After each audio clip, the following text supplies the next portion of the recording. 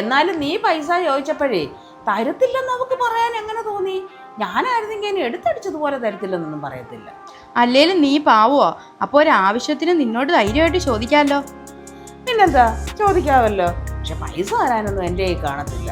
എന്നാലും ഞാൻ വളരെ സ്നേഹത്തോടെ അയ്യോ ഇപ്പൊ എൻ്റെ കയ്യിലില്ലല്ലോ അങ്ങനെ ഞാൻ പറയത്തുള്ളു കേട്ടോ. ഹലോ ഹലോ, കട്ടായോ? ആ ബുക്കും പുസ്തകം എല്ലാം എടുത്തോണ്ട് വന്നേ. ആ കണക്കിന്റെ ബുക്കിങ് എടുത്തേ. മാത്സിന്റെ ബുക്ക്. ശരി, ഒരു ചോദ്യം ചോദിക്കട്ടെ. ഒരാൾക്ക് 4 മക്കളുണ്ട്. അയാൾ 10 മാങ്ങ കൊണ്ടുവന്നു. ആദ്യത്തെ മോന് 4 മാങ്ങായും രണ്ടാമത്തെ മോന് 3 മാങ്ങായും മൂന്നാമത്തെ മോന് 2 മാങ്ങായും കൊടുത്ത്. എങ്കിൽ 4ാമത്തെ മോന് എത്ര മാങ്ങ കിട്ടും? മാങ്ങ പച്ചയാണോ അതോ പഴുത്തതാണോ? അതെന്തോ അങ്ങനെ ഒരു ചോദ്യം? പഴുത്തതാണെങ്കിലും. പഴുത്ത മാങ്ങയാണെങ്കിലേ ആ 4ാമത്തെ മോന് 10 മാങ്ങാണ്ടി ആയിരിക്കും കിട്ടുന്നത്. എന്നാലും അയാൾ എന്തോ അച്ഛനാ.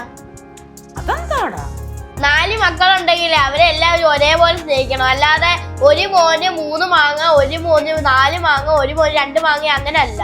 എന്നാലും അയാൾ എന്തോ അച്ഛനാ. ആ ഇളയ കൊച്ചിന് എന്തോ തവിട് കൊടുത്തു വെച്ചതാണോ? അതൊരു കഥയാ. കഥയിൽ ചോദ്യം ഉണ്ടോ?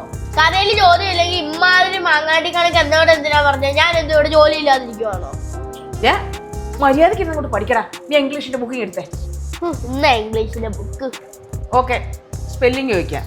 നോളേജിന്റെ സ്പെല്ലിംഗ് പറ. നോളജ്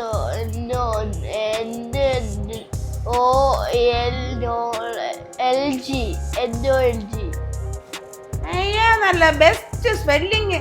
കൈ നീട്ടടാ ഇങ്ങോട്ട്. ഇല്ല, ഞാൻ നീട്ടത്തില്ല. അതാടാ നീട്ടാത്തത്? അമ്മയല്ലേ പറഞ്ഞത് പട്ടിണി കിടന്നാലും ഒരു തെണ്ടീനെ മുന്നിൽ കൈ നീട്ടല്ലെന്ന്.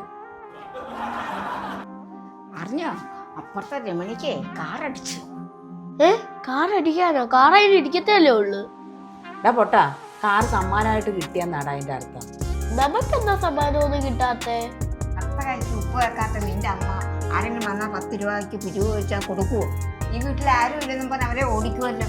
അങ്ങനെ ഏതാണ്ട് സമ്മാനം കിട്ടിയതാ. മലയാളത്തിന്റെ ബുക്ക് എടുത്തേടാ. ചക്കൻ പഠിക്കുന്നതിനിടയ്ക്ക് ഓരോരോ കിരിപ്പ്. അമ്മ എങ്ങോട്ട് പോയി. അമ്പു, ഒന്നിനോടൊന്ന് സാദൃശ്യം തോന്നിയാൽ അതെന്തുവാ? എടാ പരട്ടെ, അതിന് ഇരട്ടെ എന്നല്ല പറയുന്നത്, ഉപമയെന്നാ പറയുന്നത്. പരട്ടേന്ന് പറഞ്ഞപ്പോ ക്ലാസ് ടീച്ചർ ഉണ്ടല്ലോ ഇന്ന് പാരന്റ്സിനെ തിരക്കി. എന്തോത്തിനാടാ തിരക്കിയത്? ടീച്ചർ ക്ലാസ്സിൽ വെച്ച് ഒരുപാട് വരക്ക് പറഞ്ഞിട്ട് പറയുക, അല്ലെങ്കിൽ നിന്നെ എന്തിനാ വരക്ക് പറയുന്നത്, നിന്റെ വീട്ടിലാരും ചോദിക്കാനും പറയാനില്ലല്ലോ. അപ്പൊ ഈ പ്രാവശ്യത്തെ PTA മീറ്റിങ്ങിന് ചെന്ന് നാണം കണ്ടു. അത് പിന്നെ ഓരോരോ കീഴ്വഴക്കങ്ങളാവുമ്പോൾ